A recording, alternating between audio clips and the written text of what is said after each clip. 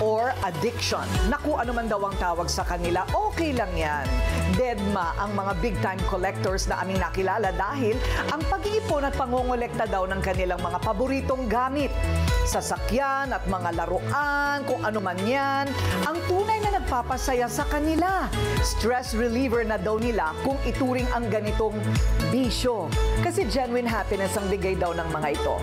Walang basagan ng trip dahil ang collection ko, yaman ko. Bet mo rin ba ito? Classic cars, signature bags, action figures, NBA cards, life-sized mannequins ng idol mo. Kakaibang mga motor. Hindi lang isa kung hindi sangkatutak. Umpisahan natin dito sa Lemery, Batangas. Dito sa Casa Corazon, matatagpuan ng mga kakaiba at pinakalumang motorsiklo. Ang lahat ng koleksyon na ito, pag-aari ng 85 years old na si Boy Tibayan. Welcome to our vintage rare motorbike collection. At ngayon ay nasa pangangalaga na ng kanilang pamilya. More than 200 bikes na nandito. Different na, pero ang pinaka-specialty nga dito, itong BMW. Tapos may mga maliliit na Honda. Meron din mga Japanese bikes. Vintage din. Ang pinakamahirap is restoration. Within a year, siguro mga nakaka-2-3 bikes lang. Kaya through the years, yung iba naman kasi fully restored na nakukuha. Yung iba naman, kukunin pa sa internet, kukunin pa yung mga parts. Pero lahat to, yung mga nandito, lahat working and lahat original parts yan. Silipin nga natin. Very unique at talagang nakakalula sa dami. Maniniwala ba kayo na lahat ng ito'y nagkakahalaga ng humigit kumulang lang naman na 200 million pesos? Sa mga vintage at rare motorcycle lovers dyan, magbunyi dahil bukas na rin ito for public viewing. Tiyak ma-e-enjoy mo at haharurot ang iyong mga mata sa koleksyon na ito. Maliban sa motorsiklo, meron din silang vintage at limited edition na mga kotse at iba't ibang klaseng bike at scooter. Nung dati, ayaw talaga niya papasukin ng gusto lang niya family and friends. Kaya lang, sayang naman na hindi makikita ng public. Mahal talaga mag-collect. Tsaka kailangan may devotion ka dun sa collection na yon. May drive ka, meron kang focus. At syempre, may pera ka para i-maintain yung na-collect mo. Kung pangharurot lang din naman ang pag-uusapan, halika na't maki-joyride na kayo kay William Andaya ng Malolos, Bulacan na certified Volkswagen fan. Na-influence lang ako ng mga friends ko eh. Actually, Mini Cooper ako before eh. 1998 yan. 1999, yung mga barkada ko dito, Volkswagen ang So, nag-shift ako sa Volkswagen. Mayroon lang naman siyang 30 Volkswagen classic cars at take note, good condition ang lahat ng ito at pwedeng-pwede pang ipang road trip. 1990s classic piece ang kanyang mga sasakyan. High school pa lang daw si William ay hilig na talaga niyang mangolekta.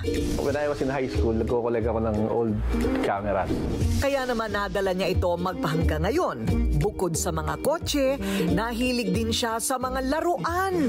Basta Volkswagen ang tatak na kutiyak papakyawin niya yan. I lost count na nung collection ko ng toys. Before nabibilang ko pa, nasa 1,000 plus. Again, hindi na eh. Basta kasi bili ko, tago muna, tapos ilagay, ganun lang. Mula sa pinakamaliliit na laruang kotse hanggang sa pinakamalalaki, kompleto. Bawat series at design, halos lahat mayroon. Para sa kanya, yaman kung ituring niya ang kanyang koleksyon. Ito ang kanyang mga babies.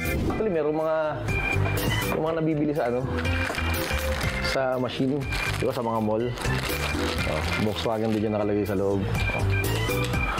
Yung mga Basta anything Volkswagen, kinukolekta ko.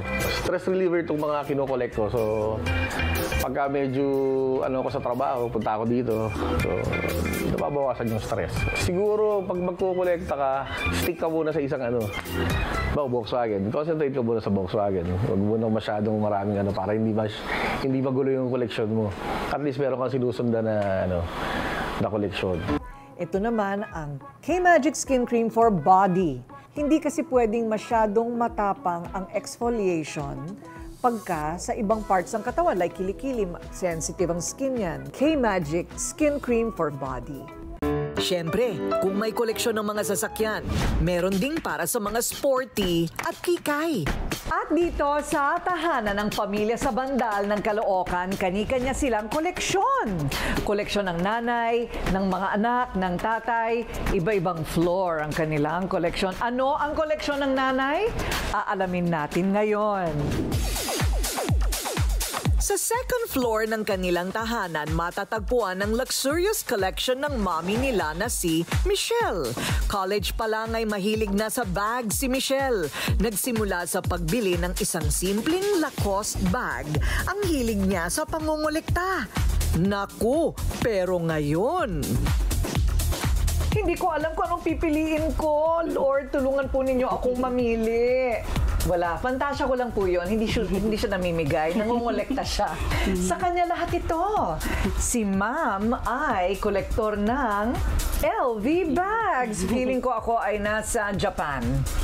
Nanonood ako ng eskaparating ibinebenta lahat. Kailan nagsimula? Actually, pa lang din po. Before pa kami mag-work ni EJ, pinag-iipunan ko na po yung mga bags ko. Pero hindi pa po siya LV. Pero tinulungan po ako ni EJ na kung paano mag-collect. Sabi niya, wag akong bili ng bili lang. Mag-ipon ako sa isang taon, ipunin ko kung ano yung gusto kong isang bag na para lang magkaroon ako ng LV. So, yun, ginawa ko po yun. Parang birthday, anniversary, lahat ng occasion, isang bag. So, hanggang sa natapos na po na biglang nagulat na rin na po ako na marami na rin. Ay, ang ganda. At di mo kakayanin, pati ang tissue holder. Chanel na rin. May mas bobongga pa ba sa koleksyon ni Michelle? Bakit hindi nyo naman ako samahan sa third floor ng kanilang bahay para silipin ang sariling collections ng kanilang mga chikiting na si Blue, Red, and Gray? Ngayon, pagkatapos ng obsession ng nanay sa mga bag at LV, alamin naman natin kung ano ang koleksyon ng kanyang mga anak. Of course, may sariling floor. Yung koleksyon ng mga anak. And guess what? Siyempre mga bata, laruan. Makikita naman sa third floor ang samut-saring mga wrestling toys, Funko Pop at pati arcade machine nandito na rin. Para ka talagang may sariling game floor sa loob ng bahay.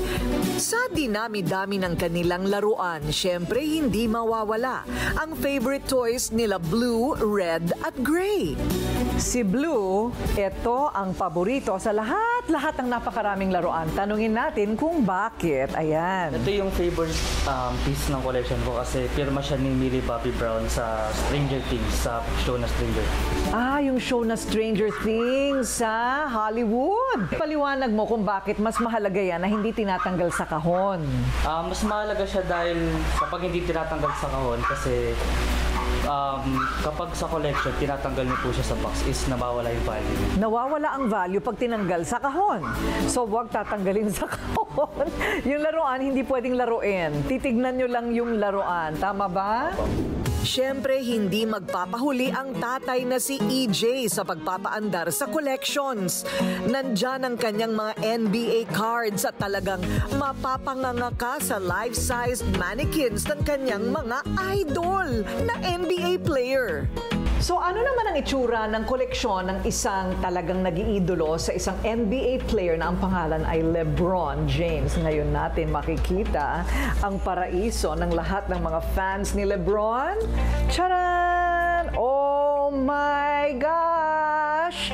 Look at all this! O diba, ibang klase. At saan na ba nagsimula ang kahibangan na ito?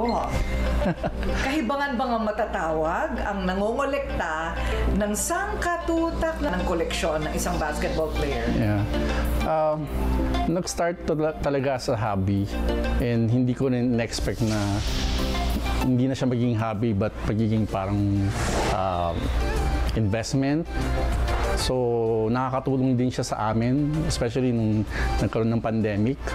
Pero ang maganda is na-enjoy ko yung hobby na to. Ano ba ang mapapala sa isang koleksyon? At gaano ba ka-importante ito? At anong masasabi mo sa iba pang mga kapwa mo kolektor ng kung ano-ano? Yeah, I think yung pinaka masarap na nangyari doon sa pagko-collect is yung hindi mo mababayaran yung enjoyment and yung joy pag nakakahanap ka ng Holy Grail or parang feeling mo ikaw lang yung merong ganon, yung mga unique na items. Tapos parang in a way parang secured ka. Para naman sa mga child at heart, kakaiba ang hilig ng 30 taong gulang na si Gino Salom ng Laguna. Mga Naruto figures naman ang kanya. Si Naruto kasi may guts. So yung kung papanoorin mo yung istorya niya, nagsimula siya sa wala hanggang sa nagsumikap siya para maabot yung kanyang pangarap. Kaya napili ko si Naruto. Ang pinaka-paborito ko dito ay yung si Hashirama Senju, yung unang Hokage sa Naruto. Ang estimated price nito, so naglalaro siguro sa mga 20,000 pataas. At sa sobrang adik na nga niya kay Naruto, naku pati ang entrada ng bahay niya, napuno ng estatwa ng sikat na anime character na ito. Halika, silipin natin isa-isa. Welcome to my own Naruto Street.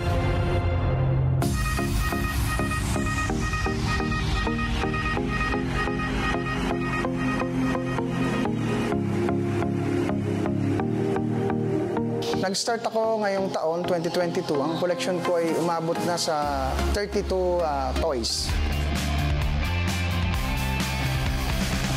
Luho man para sa iba, obsession man kung ituring ng mga marites dyan ng ganitong mga koleksyon.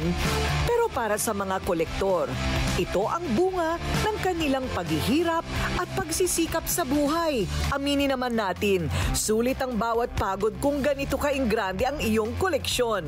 At dahil malaki ang halaga at pinagkakaingatan, panigurado, bawat rare item ay may balik ding biyaya sa kanila.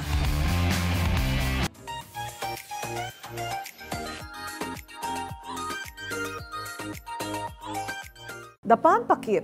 Itong Pampakit, ang bago nating packaging is meron na siyang bintana.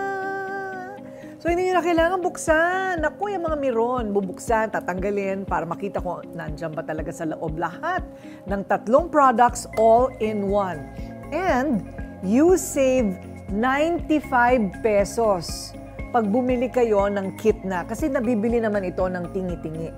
But if you buy the kit, you save almost 100 pesos. Sayang din yan, di ba? So inside, you have facial wash, and then the toner for pH balance, the micellar toner, and the bestseller 15-gram K-Magic Facial Skin Cream. Yan ang iyong beauty routine. Okay? So, ito ang tinatawag nating Pampakit.